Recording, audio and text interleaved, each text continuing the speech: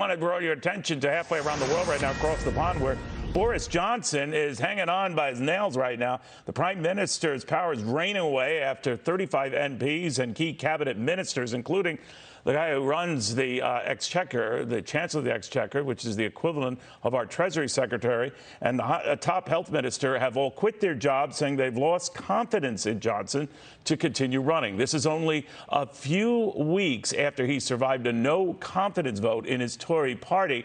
And today, as only Parliament would have it, a prominent Tory party member and Boris Johnson were going at it, feet from each other, each trying to argue the case. Boris Johnson, that he deserves to stay, and a prominent Tory figure saying, no, you deserve to go, and the sooner the better. It comes at a very dicey time in Europe right now, and especially in Ukraine, where the ongoing war with Russia is waged. And right now, Boris Johnson is probably the most well-known figure who has repeatedly visited President Zelensky in Ukraine. Now growing concerns, if Johnson goes, what happens there? John Kirby with us right now, the National Security Council Strategic Communications Coordinator. John, it's always good to have you. I know we don't delve into other countries' politics or what happens to its leaders, but I would imagine if I'm President Zelensky, I'm worried. Should I be worried? No, I don't think so. I mean, certainly, not about this anyway. President Zelensky certainly has enough on his plate as it is with this ongoing war in his country, this illegal invasion by Russia. But I think, and you could see when President Zelensky talked to the G7 last week, also had a chance to talk to NATO, it was clear that he knows the international support that he's getting in fighting this war. And he knows, because every leader at NATO and every leader at the G7 said they were going to continue to support Ukraine for as long as it takes. And I think President Zelensky understands that he has that international support, regardless of what government is in power in any one of those countries. Do you know, John, if our president has talked to Boris Johnson in the middle of all of this? I don't have any communications directly between President Biden and the Prime Minister to speak to today, Neil. All right. Not that I'm aware of. I got it. I do want to ask you as well. I know we've committed another $820 million in additional security assistance to Ukraine. I don't know where we stand right now in terms of total aid. Can you update us?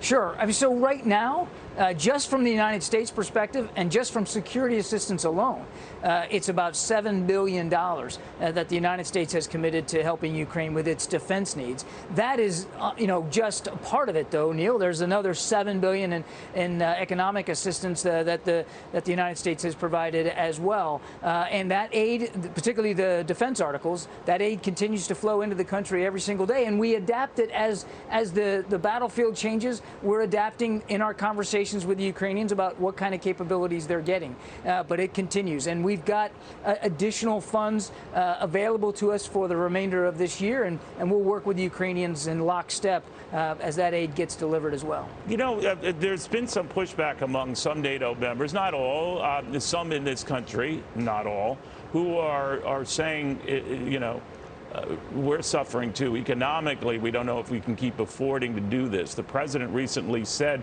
as long as it takes, referring to gas prices that might stay high because of our ongoing commitment to helping Ukraine and all. But it is fraying some NATO members, is it not? And it is now getting to be a concern even in this country, right?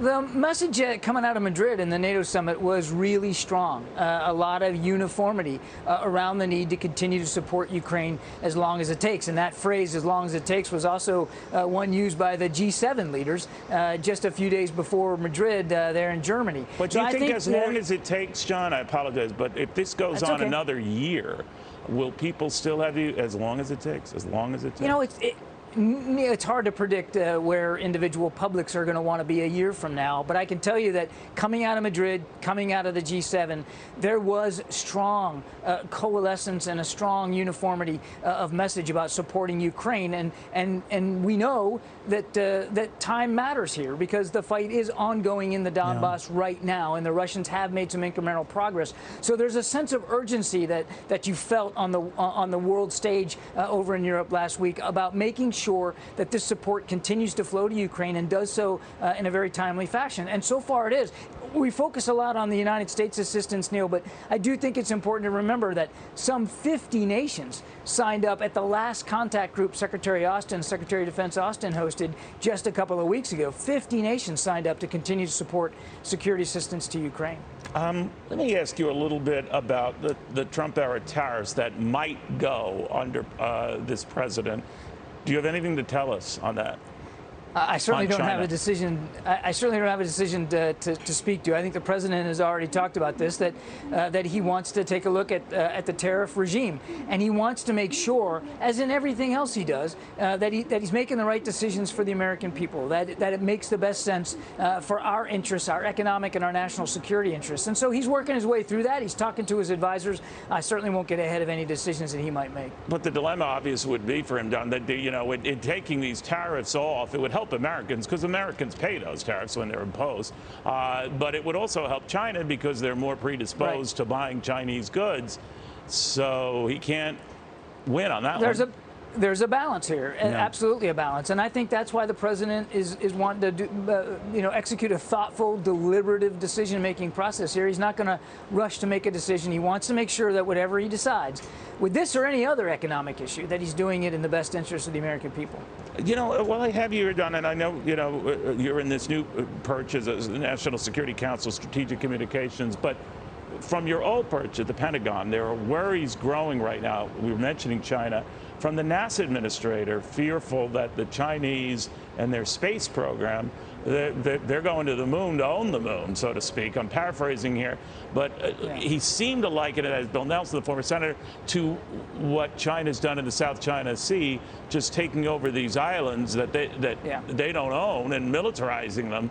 And the fear that this will be our new challenge in the new space race, China just trying to sort of monopolize space and own the moon. What do you think of that? I think you need to, we all should take a couple of steps back here and look at Chinese coercive and aggressive behavior and outlandish claims on international air and sea space in a sort of comprehensive way, in a more fulsome way. And space is one domain, cyber is another. Economic coercion and intimidation is another. We could go on and on.